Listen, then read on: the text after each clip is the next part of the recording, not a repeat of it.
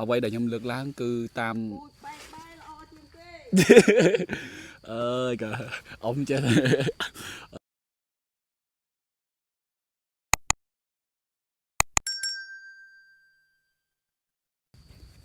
បាទសួស្តីបងប្អូនទាំងអស់គ្នាជួបគ្នាសារជាថ្មីហើយថ្ងៃវីដេអូនេះសូមឆ្លើយតបទៅកាន់បងប្អូនដែលលោកមានមតិមួយចំនួនតែងថារាវបានប្រមូលផលពេញដៃពេញជើងឬក៏ប្រមូលផលដែលចេញជ័រហ្នឹងចន្លោះតែ4ឆ្នាំទេហើយមតិខ្លះទៀតគាត់ថាបានទៅ10ឆ្នាំតែបងប្អូនមើលកស៊ូនឹងជាក់ស្ដែងបងប្អូនកស៊ូនេះអាយុវាការប្រវត្តិកស៊ូនឹងដំបងឡើយជាអាយុដូចជាចូល4ឆ្នាំម្ចាស់ចការកស៊ូការដំបងហើយការនោះហុកស៊ីដលងដល់ពេលដលងវារៀងឡើងចុងទៅក៏យកចំណូលកស៊ូនឹងមកទប់ហើយបន្ទាល់ឥឡូវនេះកស៊ូនេះជាមិនក្រោម10ឆ្នាំទេจะមើលសួរម្ចាស់ដើមមកជិះបន្តមកបងប្អូនអ៊ំដាក់ខាងនេះបងអ៊ំកស៊ូនេះដាំបានឆ្នាំអី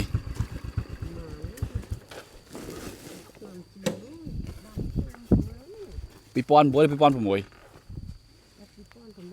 2006ហើយកាលនោះកាក់ដាំហើយចែកឲ្យកាក់ឯងដាំហើយមិនទាន់ចែកទេណាតើគេមានប្រពន្ធណាយើងថែគេមានប្រពន្ធបានមួយឆ្នាំ2ឆ្នាំគេចាប់ជាត្មងតែលើថាកស៊ូហ្នឹងបើកមុខដំបងឲ្យ4ឆ្នាំឯងវាបើក4បើកទៅ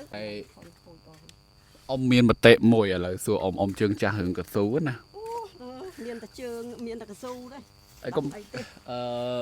គេថាចេះរាវចេញបានតែ4ឆ្នាំដំបងជាការពិតទេកុំជឿតែជឿអីកូនយីផាតដូចជាឡើងលខញនៅតែជួទៀតចូល10ឆ្នាំគេថា10ឆ្នាំ10ឆ្នាំកស៊ូកូនយីផាតនឹងជាទាំងមុនយើងម៉ែនៅតែជួជាគ្នាឡើងមួយអ្នកជាក៏ក្រិចផ្ដាំមកឡើងដល់ឆ្អឹងឡើងនេះកស៊ូឥឡូវទិញតែយកកស៊ូក្បាយខ្ញុំមកកស៊ូតខនបងតខននេះលូឲ្យអាឡេតអីហ្នឹងมันមុនយើងនេះជានៅតែជួថ្ងៃគោរៀបឆ្នាំគោ300 400មកឈ្មោះអីយំ3ឈ្មោះចុះមកឈ្មោះគុលច្រើនមកគុល80អូខេ80អញ្ចឹងវាថាមកគុលមកឈ្មោះវាចូល100ហ៎100ជាងអាហ្នឹងយើងវាយឆ្នាំបាទវាយឆ្នាំ8អីដែរឈ្មោះបាទហ្នឹងជាមជ្ឈុំរាវជាមជ្ឈុំប៉ុណ្ណឹងបាទបងប្អូននេះគឺខ្ញុំអត់ចង់វែកញែកទេនិយាយរួមស្រួលស្ដាប់គឺខ្ញុំអត់ចង់វែកញែក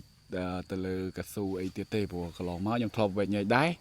តែការវែកញែកហ្នឹងទទួលបានមកវិញគឺមតិពីច្រើនគាត់គិត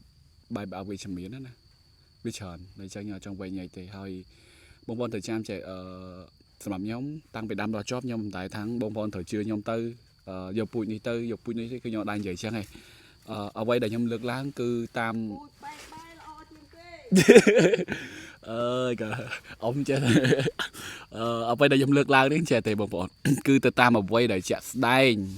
ដែលខ្ញុំបានធ្វើចេញពីភ្នែកខ្ញុំបានធ្វើវានឹងមកខ្ញុំចែកម្លែកតែបើសិនជាពូជដែលខ្ញុំមិនដែលធ្វើវាហើយឲ្យខ្ញុំចែកម្លែកខ្ញុំធ្វើអត់បានទេពីព្រោះកន្លងមកក៏គ្នាយើងឲ្យខ្ញុំ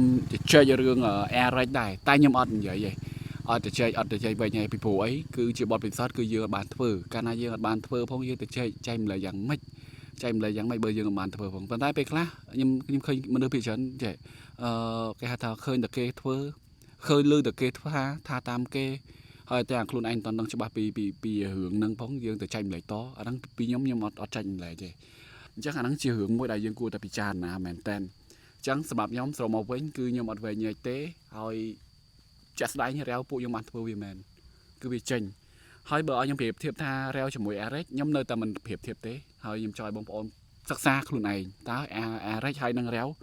មានគុណសម្បត្តិគុណវិបត្តិនៅកន្លែងណាហើយបងប្អូនលើកមកគុណសម្បត្តិគុណវិបត្តិថ្លឹងថ្លែងតើយើងអាចយកពូជមួយណាមកជ្រើសរើសព្រោះថ្មីនេះខ្ញុំឃើញបងប្អូនមួយចំនួនឲ្យខ្ញុំ compare ជាមួយនឹងរាវទៅរីម600ណាតែរៀម600ក៏ខ្ញុំធ្លាប់និយាយដែរអញ្ចឹងបងប្អូនចង់បានជ្រាបច្បាស់បងប្អូនអាចចូលមើលវីដេអូក្នុង channel YouTube របស់ខ្ញុំបាន ចឹងជាចង់ក្រោយមានតែប្រព័ន្ធហ្នឹងទេសូមខន្តីអភ័យទោសចំពោះការខុសឆ្គងកន្លែងណាមួយដែលអាចចេតនាពីខ្ញុំបាទអរគុណជំរាបលា